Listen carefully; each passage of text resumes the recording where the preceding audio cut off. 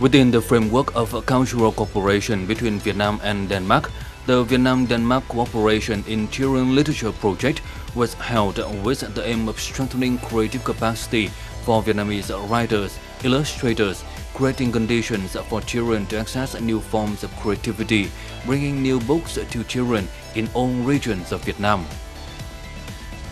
The project consists of a series of activities that constitute a closed cycle, from improving the creative capacity for the authors through seminars, organizing annual campaigns for children, publishing, setting up reading clubs and giving them books. After more than 10 years of implementation, the project has achieved many positive results. This project has become an excellent bridge between Danish writers and illustrators with Vietnamese writers and illustrators. The project is also a creative background for all young writers, experimenting with new methods, new topics, bringing the breadth of time while still conveying the messages of life.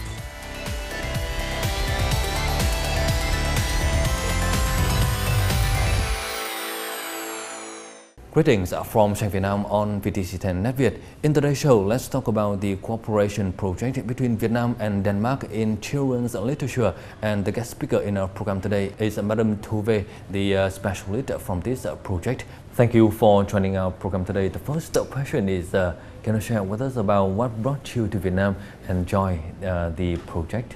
Well, originally it was a project that was started by the Danish embassy in Hanoi. And it was the jubilee of Hans Christian Andersen, and they had some festivities, and they thought it went so well that they wanted to continue focusing on literature, and especially children's literature.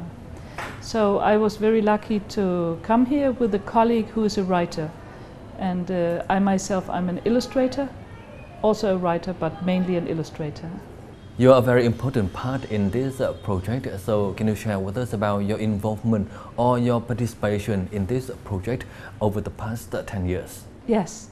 In the beginning, the focus was very much about creating book clubs in the remote areas, and we would train young Vietnamese illustrators and writers, workshops in order for them to make books for the children in Vietnam. And then our partner Kim Dong Publishing House, they printed it, and they were sharing the books with the children in the remote areas, which gave us an opportunity to travel all over Vietnam. So it has been a fantastic experience for us personally also. And now, after a couple of years, originally we thought the project would be 5 years, and then the Danish government and the embassy, we were very happy that they wanted to prolong it, so it was prolonged with 5 more years. And for the last 5 years we have been focusing on training illustrators and writers, and it has been a great pleasure for us. Much talent here. I think when we talk writers and illustrators from both countries, that is where the difference between our cultures is almost non-existent. I mean, when I talk to a Vietnamese illustrator about his illustration and he looks at my illustration, there's no difference in culture. We know exactly what we're talking about, what should be done with this picture or with this picture. And so I think that is what we have learned very much, that when it comes to art, it's international. That's where there's no difference, I think. You have been to almost all regions of Vietnam and many provinces in Vietnam already. So can you share with us about the experience or the stories that you have in those provinces? I think the country has so many different regions, and it is like the climate is so different if you go up north or if you go to the Mekong Delta, and the housing will be different if you live close to the river or if you live in the mountain area. We have felt welcome anywhere, north, south, in the middle. It has been such a great pleasure. And especially the children have impressed me because I think they are hardworking and they are happy and they like to laugh. Because I'm an illustrator, I have been looking very much on the pictures that are on the walls in the different schools, and even if they are like more poor areas, there will always be pictures on the walls and very beautifully painted. And I think it should be great credit and to the art teachers all over Vietnam, because they really make the children finish the work, complete the work, beautiful coloring, and it is you can see that the imagination of the child is valued also.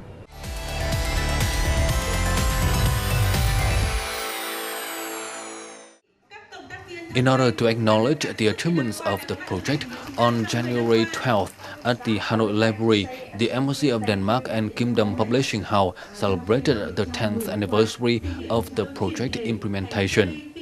With the meaning of an open exchange space at the program, the children have the opportunity to join the colorful and rich cultural playground with many activities: reading books, visiting exhibitions, watching movies, pictures, drama performances, storytelling contests, creative painting under the guidance of painters, writers, project experts. The program is also a meeting place for writers, painters who have been with the project for the past 10 years. Cháu đã kể chuyện cho nhóm của chúng cháu và cháu kể câu chuyện về các bạn đang trồng cây. Câu chuyện của cháu là ở một nơi vắng vẻ thì chúng ta nên trồng cây để mọi người có thể ngắm nhìn cái cây đó. Cháu thấy rất thú vị và cháu thích tham gia thêm những hoạt động như thế này nữa. Vào buổi hôm nay cháu đã tham gia vào kể chuyện và cháu đã xem được rất nhiều vở kịch hay và một bộ phim hoạt hình là Những ngón tay không vâng lời.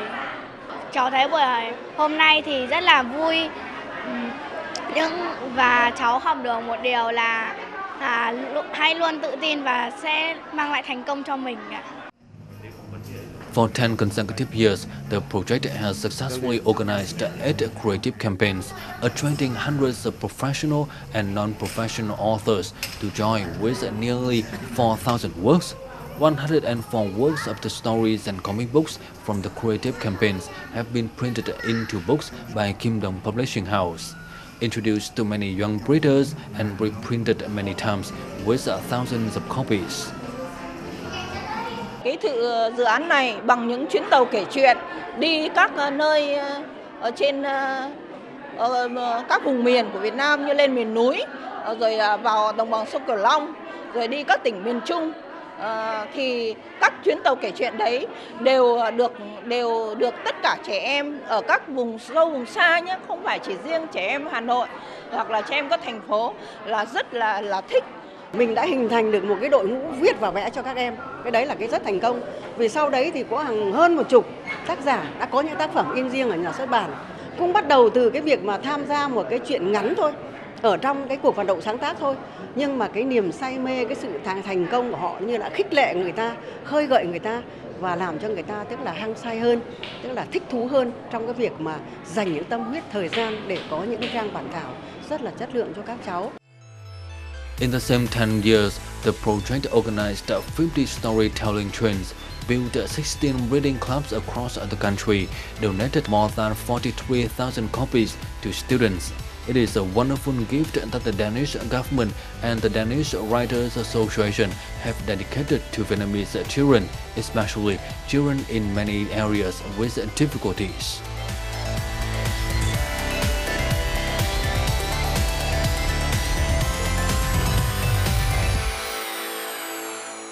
You have been working with a lot of Vietnamese children over the past 10 years. So what is your impression on the stories of the Vietnamese children?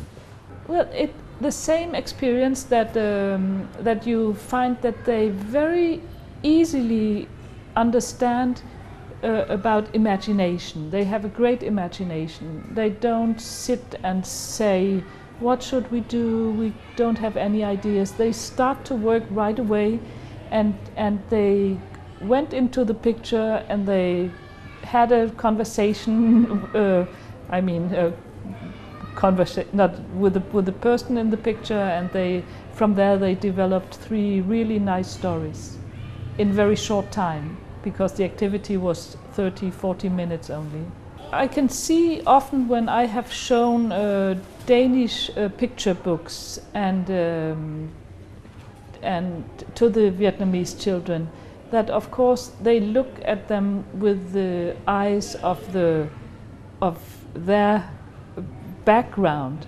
So things that I remember one story where there was a little girl, it was a Danish story, and a little girl, she had a mouse in her room that was, she fed it and she had it as a pet. And when the Vietnamese children saw this, they would think that the mouse should be out of the house and that the mother should come with a broom and get the mouse out. So that is funny when you see the change, the difference in the culture. As you said, Vietnamese children are very creative. So in your opinion, what should be done in order to boost their creativity and love literature more and more? Well, I think reading to the children from a very young age. And read, in Denmark we say you should read to your child at least 20 minutes every day at some time. And in Denmark it's typically you read at bedtime, a bedtime story, but it could be any time of the day. And just feeding stories and stories and stories to the children, because that will both help them learn to read, learn to write, and also it will feed their creativity. So I think that is probably, and then I always believe that you should listen to the child's own ideas and try not to interfere, try not to say, oh, it could be like this instead. It's very hard because very often you think, oh, wouldn't it be nice if that elephant was red? But you shouldn't, you should let the child work himself until the picture is finished or the story is finished, and then afterwards you can discuss it. But don't interfere while they are working. The project has come to an end after 10 years of implementation. So are you happy with the results or the achievements of the project so far? Very, very happy, and I think we have achieved much more than we hoped for, which is very rare that it happens like that in a project. Mostly you think, well, we got some goals but not all, and here I think we got all goals and even more, and especially I can see the development about the writers and the illustrators in creating their own stories and making stories that are on the level of the child, because that was our mission, if you can talk about a mission, but that was our goal, that the stories should not be told from an adult point of view, educating the children, telling how to do this. The stories should be fun and on the level of the child. It should talk about the child's everyday experience. Once again, thank you for joining us and for your sharings today. Well, you're welcome. And that's all we have for this episode of Strength Vietnam today. For comment and feedback, don't hesitate to write to us at strengthvietnam@netvietv.net. Thank you for watching and goodbye for now.